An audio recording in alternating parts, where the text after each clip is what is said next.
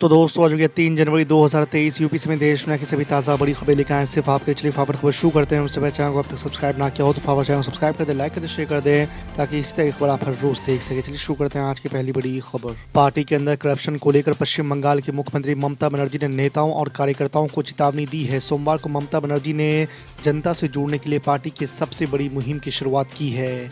इस कार्यक्रम में 3.5 लाख टीएमसी वॉलंटियर्स अगले 2 महीने में बंगाल के 1 मिलियन लोगों तक पहुंचेंगे। इस दौरान प्रदेश के 15 खास योजनाओं के बारे में जानकारी दी जाएगी।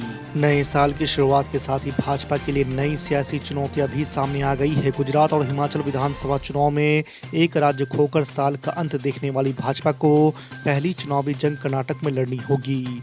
यहाँ मई में चुनाव होने वाले हैं और इसके बाद मध्य प्रदेश, राजस्थान और छत्तीसगढ़ के चुनाव नवंबर में होंगे। तेलंगाना में कांग्रेस ने अपना 55 साल पुराना सपना पूरा किया है। हैदराबाद में सऊद्दीन ओवैसी का घर माने जाने वाले चार मीनार इलाके में तेलंगाना प्रदेश कांग्रेस कमेटी ने पहली बार अपना दफ्तर खोला है। कांग्रेस इस बार केसीआर के टीआरएस को हटाकर न सिर्फ तेलंगाना में सरकार बनाने की कोशिश में है बल्कि दक्षिण में भाजपा की गति को भी रोकना चाहती है। इस इलाके में ओवैसी की एमआईएम की अच्छी पकड़ है। वहीं कांग्रेस आरोप लगाती रहती है कि एमआईएम और टीआरएस के बीच साठगांठ है। केंद्र की मोदी सरकार की ओर से 2016 में लिए गए नोटबंदी के फैसले को सुप्रीम कोर्ट ने सही ठहराया है। 5 जजों की बेंच ने इस मामले में केंद्र सरकार को क्लीन चिट दी है।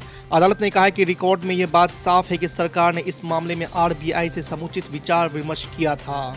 6 महीने तक दोनों के बीच विचार विमर्श हुआ था और इसके बाद ही ये फैसला लिया गया था। ऐसे में सरकार के इस फैसले को सही माना जाता है। आपको बता दें कि नोटबंदी के खिलाफ दायर याचिकाओं में कहा गया था कि इससे अर्थव्यवस्था पर असर हुआ और तमाम लोगों को इससे परेशानी उठानी पड़ी थी। शिवसेना नेता संजय राउत भी राहुल गांधी की तारीफ करने वाले नेताओं में शुमार हो गए हैं। उन्होंने भारत जोड़ो यात्रा की जमकर तारीफ की है, साथ ही यात्रा की सफलता की कामना भी की है। आपको बता दें कि हाल ही में बिहार के मुख्यमंत्री नीतीश कुमार ने भी राहुल गांधी की तारीफ की थी और उन्हें 2024 में प्रधानमंत्री उम्मीदवार भी बताया था। नए साल की शुरुआत के साथ ही उत्तर पश्चिम भारत के बड़े हिस्से में शीतलहर की स्थिति लौट आई है और मौसम विभाग ने अगले 3 दिनों में उत्तराखंड, पंजाब, हरियाणा और उत्तर प्रदेश में घने कोहरे का अनुमान जताया है।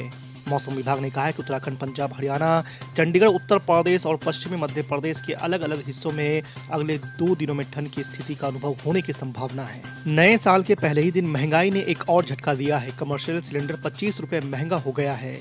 लंबे अंतराल के बाद तेल कंपनियों ने कमर्शियल सिलेंडर के दामों में इजाफा किया है। आम उपभोक्ताओं के लिए राहत की बात यह है कि घरेलू रसोई गैस सिलेंडर के दामों में इस महीने भी कोई बदलाव नहीं हुआ है। दिल्ली के सुल्तानपुरी इलाके में शनिवार देर रात एक चौंकाने वाली शर्मनाक घटना में 20 वर्षीय महिला की स्कूटी को कार ने टक्कर मार दी और उसके शव को करीब 12 किलोमीटर तक घसीटते ले गए। पुलिस ने कार सवार 5 लोगों को गिरफ्तार कर लिया है। घटना के वक्त सभी आरोपी नए साल की पार्टी मनाकर वापस लौट रहे थे। आपको बता दें कि दिल्ली के उपराज्यपाल और मुख्यमंत्री अरविंद केजरीवाल ने इस घटना पर दुख जताते हुए इसे अमानवीय अपराध करार दिया है। केंद्र सरकार के दिशा निर्देश के तहत 1 जनवरी से 7 देशों से आने वाले यात्रियों को अपनी आरटीपीसीआर नेगेटिव रिपोर्ट दिखानी होगी। आपको बता दें कि यात्रियों द्वारा एयर सुविधा पोर्टल पर कोरोना नेगेटिव होने की खुद प्रमाणिकता रिपोर्ट और बीते 14 दिनों के दौरान की गई विदेश यात्रा की जानकारी देनी होगी। उत्तर प्रदेश निकाय चुनाव में ओबीसी आरक्षण को लेकर इलाहाबाद हाई कोर्ट के फैसले के खिलाफ दायर यूपी सरकार की याचिका को सुप्रीम कोर्ट ने मंजूरी दे दी है। सुप्रीम कोर्ट 4 जनवरी को इस याचिका पर सुनवाई करेगा। आपको बता दें कि उत्तर प्रदेश सरकार ने चेयरपर्सन की सीट में ओबीसी वर्ग को आरक्षण देने का नोटिस जारी कर दिया था।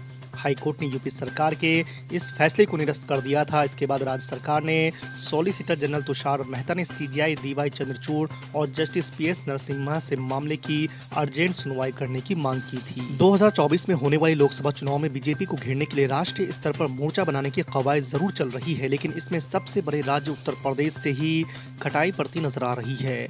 यहाँ विपक्षी दल अलग अलग ही राग अलाप रहे हैं।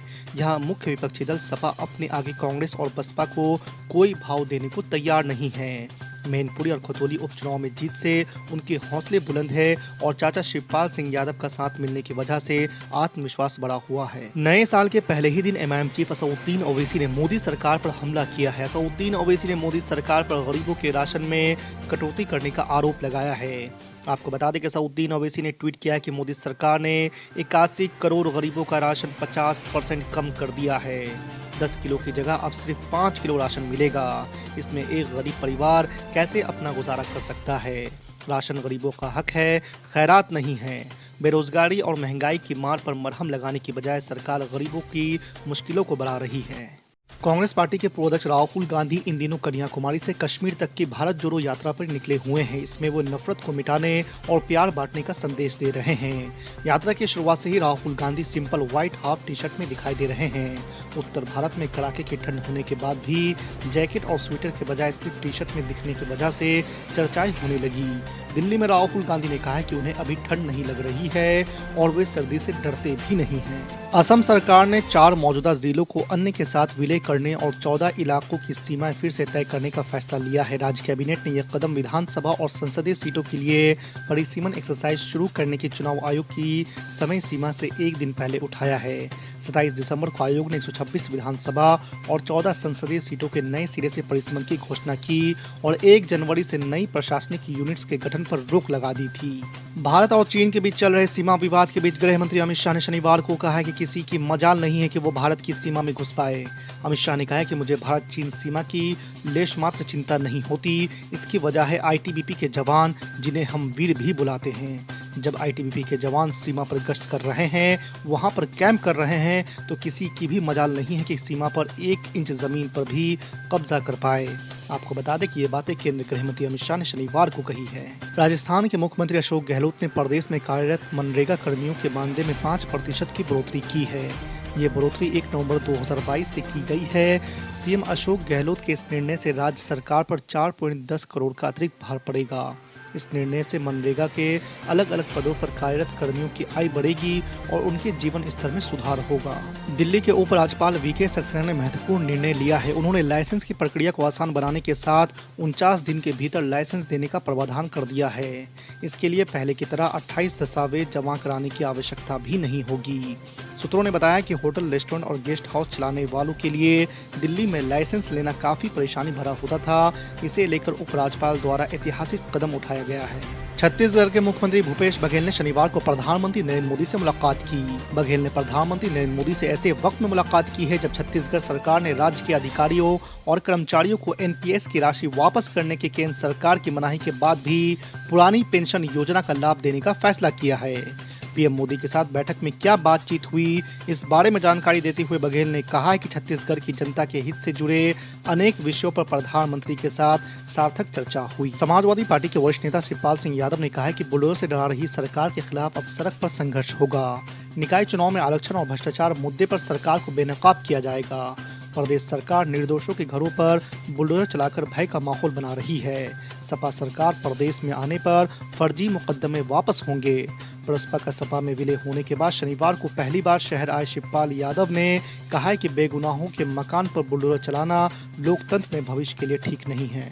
बिहार के मुख्यमंत्री नीतीश कुमार ने प्रधानमंत्री नरेंद्र मोदी और केंद्र सरकार पर जमकर निशाना साधा है। पटना में ज्ञान भवन में उन्होंने कहा है कि नए भारत के नए पिता की बात कही जा रही